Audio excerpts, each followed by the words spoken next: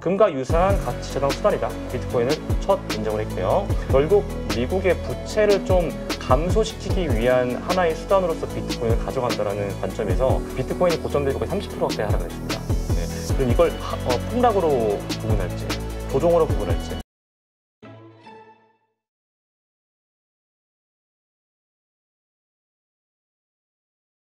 많은 그 비트코인 아니면 더 나아가서 전체 코인 투자자들이 사실 트럼프 대통령의 그 정책 정말 기대 많이 했죠. 뭔가 네. 호재가 계속 쏟아져 나올 거라고 생각을 했고, 그것은 또 선거 과정에서 그런 식으로 또 표현을 했었기 때문에 그쵸. 정책 관계자들이 어떻습니까? 근데 실제로 시행된 건 막상 없다. 그래서 좀 실망하는 분위기예요. 네, 사실 저도 크립토를 정말 좋아하고, 네, 그리고 트럼프를 좋아합니다. 크립토 하는 사람들은 어쩔 수 없어요.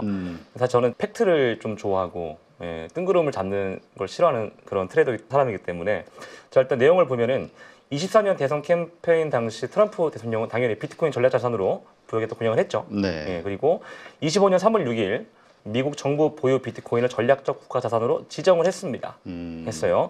자, 근데 여기서 이제 문제가 뭐였었냐면, 비트코인을 신규로 매입하는 것보다 기존의 이제 범죄 수익이라던가 그런 이제 수익을 보존하겠다. 네. 그러니까 신규 매수를 하지 않겠다라는 이제 뉘앙스로 얘기를 했었거든요.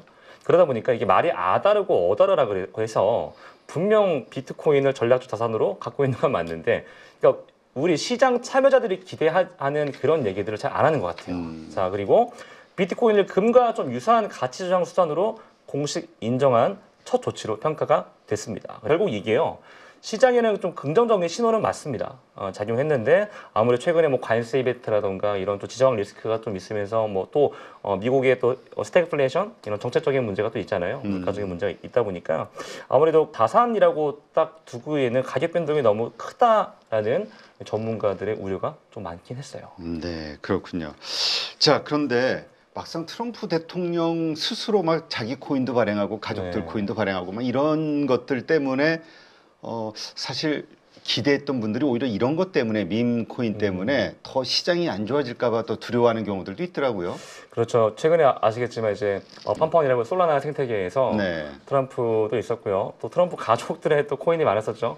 그래서 가격 변동이 되게 심했습니다. 그러면서 이제 국내 거래소 상장하고 결국 거래소들의 좀 유동성을 좀 공급해줬던 그런 역할을 했는데, 사실 생태계가 좀 좋아지면 좋았을 것 같았어요. 근데 그 이후로 가격이 워낙 많이 하락했고, 거기에 물론 관세라던가 이제 여러분들이 아시는 그런 좀 강한 악재들이 겹치긴 했습니다만은, 저 또한 그리고 많은 트레이더 또한 이게 결국 시장에는 좋을까 안 좋을까라고 보면 대부분 다 안 좋게 마무리가 될 것이다 라는, 하지만 또 거기서 트럼프의 한마디, 실제로 트럼프 오피셜이라는 코인이 개발되고 상장한 다음에 트위터에 올라왔었거든요. 네. 그러니까 흔히 말해서 트럼프 리딩방 하는 거 아니냐, 이 정도면은 이런 좀 우스갯소리로 좀 마무리가 된 것 같습니다.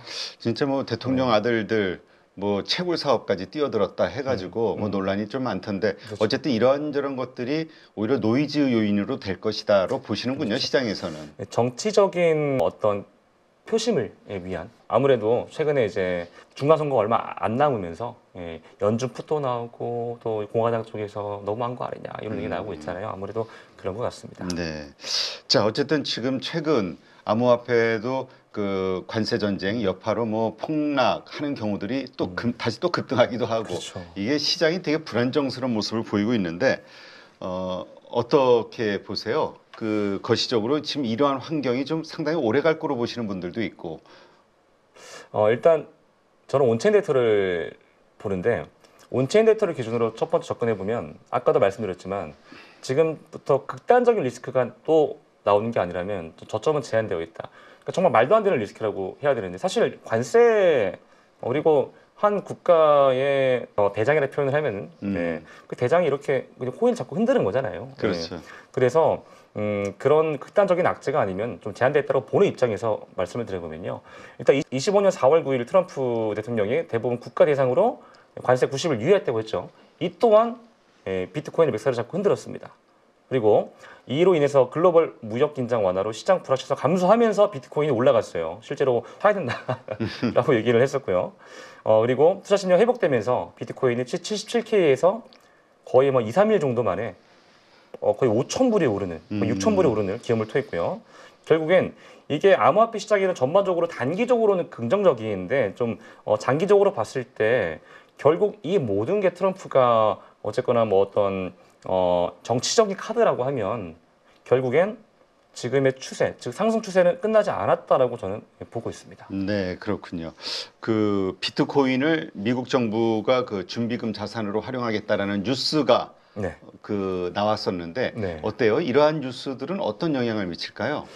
사실 그런 부분들은 시장에 선반영이 되긴 합니다. 실제로 워낙 요즘 스마트하기도 하고 많은 정보들이 정보에 이제 바다가 홍수라고 하잖아요. 네. 그러다 보니까 사실 뭐 비트코인이 전략적으로 채택이 될 것이다라고 하기 전부터 많이 올랐어요. 그런 게 이제 찌라시 돌았고요. 실제로 전략적 자산으로 한다고 했을 때 비트코인은 하락했죠. 그러니까 소문을 사서 뉴스에 판 거죠. 네. 쉽게 말하면. 자, 그럼 이제 여기서 중요한 것들은 앞으로의 행보가 중요한데 25년 3월 6일 트럼프 대통령이 전략적으로 비트코인을 비축하겠다라고 행정명령을 발동했죠. 두 번째가 미국 정부 보유 비트코인 20만 개의 비트코인을 매도하지 않겠다라고 국가전략 자산으로 전환하겠다라고 얘기했습니다. 세 번째가 아까도 말씀드렸지만 금과 유사한 가치 저장 수단이다. 비트코인을 첫 인정을 했고요. 그래서 디지털 자산 분야에서 미국의 주도권 확보 의도가 분명히 드러난다 정도 해석을 하게 됩니다. 이럴 수밖에 없는 게 과거에 이제 북한, 러시아 혹은 이런 좀 대립되는 국가들이 비트코인 좀 많기도 했었어요, 실제로. 네. 예, 최근에 뉴스에도 보시면 과거에 지정 리스크 나올 때 비트코인으로 일단 이런저런 무기를 뭐 구매하며 이런 부분들 또 북한이 또 해킹을 또 하며 또 이런 지적 또 분쟁에서도 비트코인은 중요한 역할을 하기 때문에 아무래도 전략적 비축 자산으로 선정을 한 것 같고요. 앞으로 행보가 정말 중요할 것 같은데 일단 지금 나와 있는 그리고 앞으로는 좀 기대를 해봐야 되지 않을까 싶습니다. 네, 그렇군요. 자, 그 요즘 그 달러 인덱스가 100 이하로 떨어지면서 이게 지금 몇 년 만이다 뭐 이런 4년 만 뭐 여러 가지 얘기가 있던데 어쨌든 약달러 상황이 됐을 때 비트코인은 어떻게 될 것이냐 이거에 대한 의견들도 좀 갈리는 것 같습니다. 어떻게 보십니까? 사실 그렇게 안전자산을 우리가 대표적으로 본다면 국채와 달러죠. 위험자산은 비트코인입니다. 자, 그럼 지금 보는 거는 누가 더 커플링이 많이 되고 있나? 달러와 10년물 국채 금리를 보고요.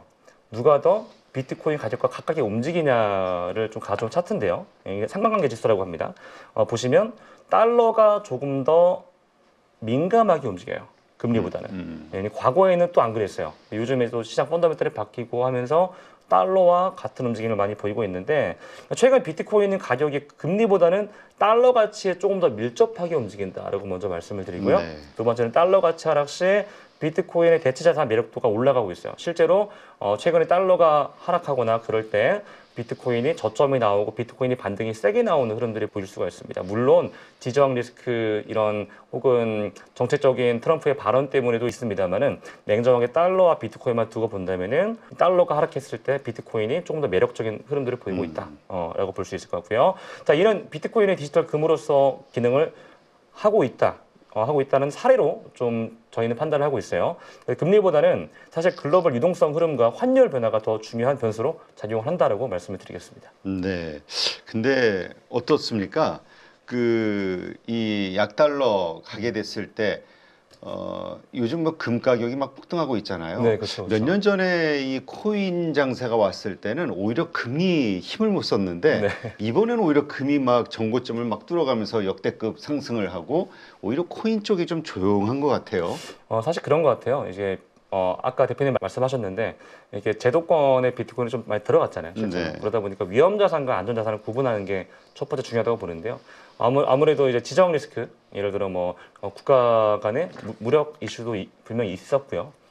그게 골드의 수요를 폭발했고, 그리고 두 번째가 지금 항상 얘기하고 있는 미국 경제에 대한 불확실성, 그러니까 스태그플레이션에 대한 우려, 그런 부분 때문에 골드는 사상 최고치를 갱신하고 있고, 비트코인은 제도권에 들어가 있는 상품이라고 그냥 하나로 좀 단정을 지으면은 위험 자산은 같이 커플링해서 움직인다 정도로 말씀을 드리는 게 좋을 것 같습니다. 네.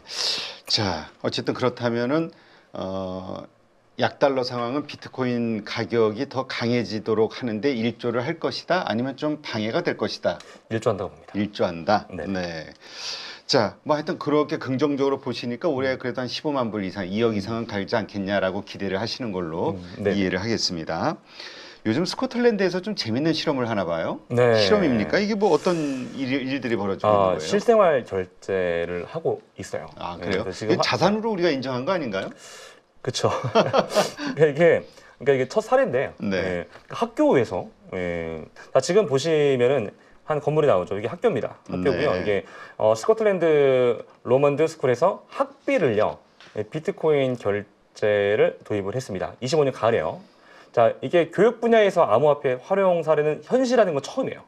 예, 저도 서칭을 많이 해봤는데 뭐 예를 들어 뭐 피자를 사 먹거나 그걸로 뭐 테슬라를 사거나 이런 경우는 되게 많았죠. 선물은 네. 되게 많은데 교육비를 학비를 그래서 비트코인의 실용성과 결제 수단으로서의 가능성이 부각이 됐는데 이게 지금 뭐 일각에서는 이거는 그냥 뭐 일회성이다. 조금 더 긍정적으로 보시는 분들은 이게 시작이 될 것이다라고 합니다. 자, 근데 결국에는 탈중앙화된 모든 통화 중에 비트코인을 통화라 가정한다면요. 탈중앙화가 된 통화인데 그게 비트코인의 좀 사회적 수용도 점차 확대된다 정도로만 이해하면 좋을 것 같지. 사실 이러니까 더 뭐가 될 거다라고 보기에는 그냥 그쵸. 하나의 이벤트 정도 네. 관심을 끄는. 그렇죠. 왜냐면 가격 변동이 너무 심하니까요. 네. 예전에 저 기억이 나는 게 뉴스에서 미국에서 비트코인 가지고 피자 처음으로 사 먹었던 사람. 예. 그래서 그때 야 이런 것도 있나라고 그냥 웃으면서 예. 봤는데 지나고 보니까 그 가격이 그렇죠, 맞습니다. 몇백억인가요? 몇십억인가 뭐 그랬던 것 예. 같은데 지나고 보니까. 자, 어떻습니까? 이 비트코인 장기 자산으로 계속 이 모아가는 전략 아직 계속 유효하다고 보시는 겁니까? 네, 물론입니다. 일단 뭐 항상 저는 M2 통화 가치와 비트코인의 현재 가치 그리고 지금 현재 비트코인이 어느 영역에 와 있냐를 좀 구분을 하는데요.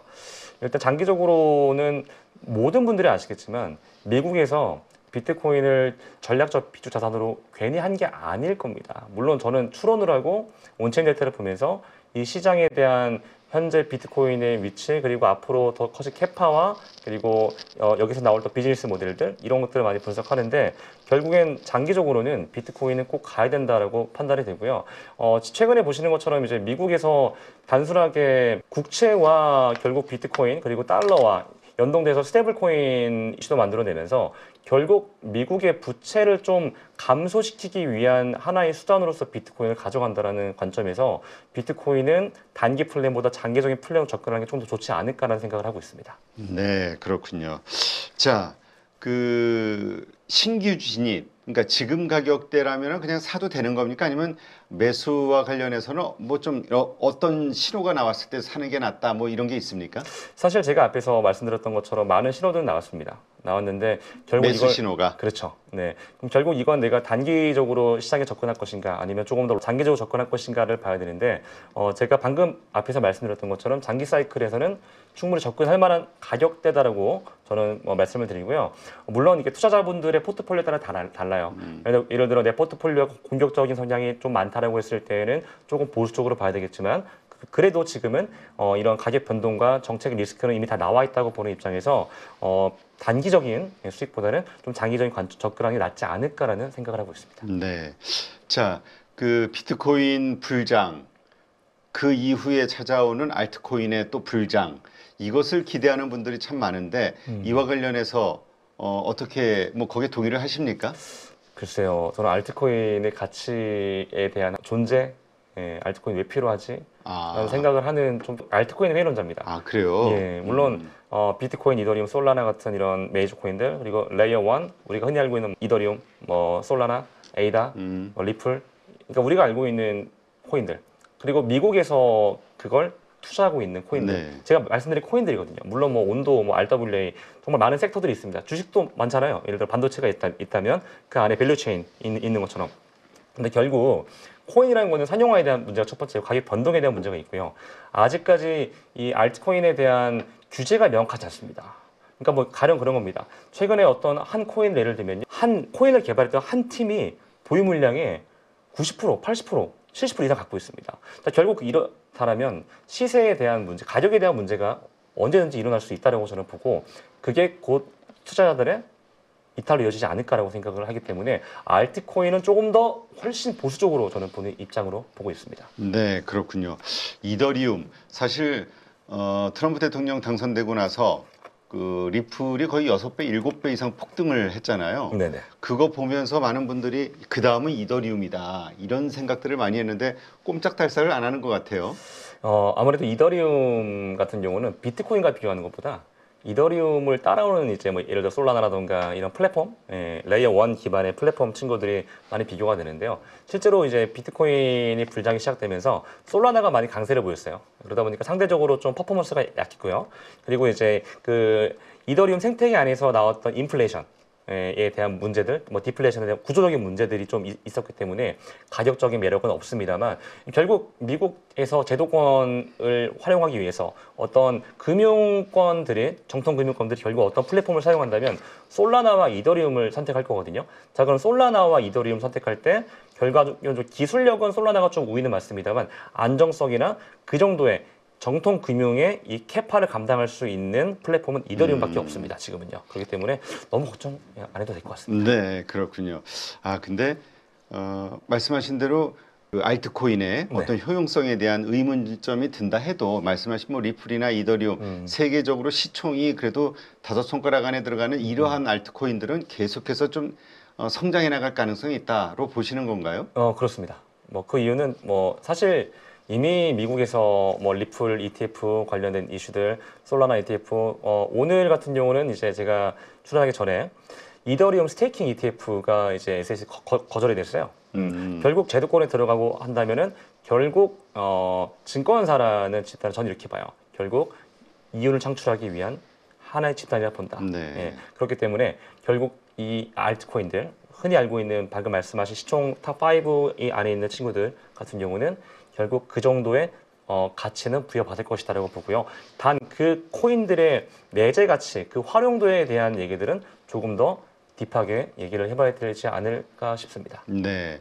자, 그렇다면 반감기 이후에 오는 급등장 안 올 수도 있다. 아니면 어떻게 이제 좀 부정적으로 보신다면 사실 그 급등장 이후에 다시 또 폭락장이 찾아왔었잖아요. 네네. 이제까지의 패턴상. 그래서 다시 또 폭락할 것으로 보는 시각들도 있었는데 그 폭락장 역시 안 온다 쪽으로 보시는 건가요? 네, 폭락장. 그러니까 어떤 관점에 따라 좀 다르게 할 것 같아요. 비트코인이 고점 대비 거의 30% 가까이 하락을 했습니다. 예, 그럼 이걸 폭락으로 구분할지, 조종으로 구분할지. 사실 이거는 좀 다른 문제거든요. 그럼 저 같은 경우는 조정이라면 30%는 괜찮다라는 거고요. 예, 하락이라면은 어떤 특정 기점의 시작 출발점을 이탈해야 돼요. 예를 들어서 기술적인 얘기인데 캔들이 하나 있다고 가정하면은 여기가 이 구간이 예를 들어 트럼프로 인한 가격의 시작점입니다. 여기가 깨진다면 저는 이 모멘텀과 펀더멘탈이 다 무너졌다고 봅니다. 하지만 지금은 그렇지 않다라는 관점에서 지금은 단순 조정이다라는 거고요. 항상 어떤 상승 사이클에서도 아까 사이클을 말씀드렸는데요. 보통 25에 30%의 조정은 나왔습니다.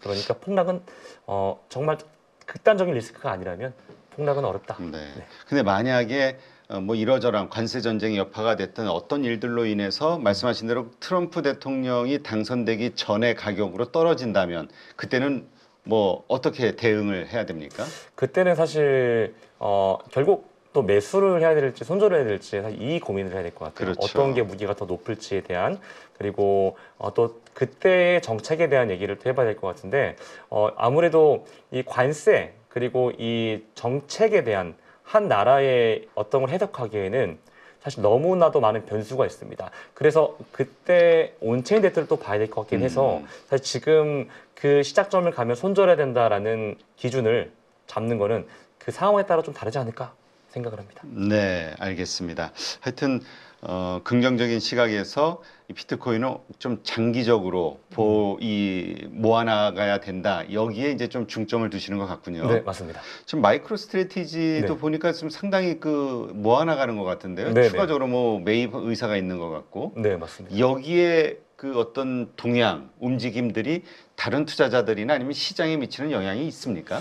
사실 최근에 이제 게임스탑 이제 그 대표라고 표현할게요. 그리고 마이크로 스트래티지 대표가끼리 만나서 결국 게임스탑도 결국 이제 비트코인을 보유한 기업이 됐고요. 실제로 많은 높은 순위에 있습니다. 제가 자료는 가져오지 않았는데 결국 이 마이크로 스트래티지라는 기업이 비트코인을 보유하면서 미치는 좀 선한 영향력, 뭐 저는 긍정론자이기 때문에 이게 시장이 안 좋다가 아니고 선한 영향을 미치고 있다라고 보는 거고요. 거기에 따라서 내재 가치가 올라간다 떨어진다에 대한 얘기는 사실 지금 단계는 좀 조심스럽지만 업계에서 바라보고 업계에서 투자하는 관점은 비트코인에 대한 필요 존재를 느끼고 있다. 그거를 마이크로 스트래티지가 선두주자가 아닐까라고 생각을 하고 있습니다. 네, 알겠습니다. 자, 오늘 코인드림 대표시죠. 전대한 대표 모시고 지금 코인 시장, 비트코인의 움직임 여러 관점에서 좀 점검을 해봤고요. 투자하시는 분들 입장에서는 그래도 뭐 기대감을 버릴 수 없겠죠. 네, 그렇죠. 그러한 기대감, 팩트 체크 좀 잘 하시면서 또 리스크 관리도 하시면서 다시 한번 점검해 보시기 바랍니다. 오늘 이렇게 좋은 인사이트 함께 해주신 전대한 대표님 고맙습니다. 감사합니다.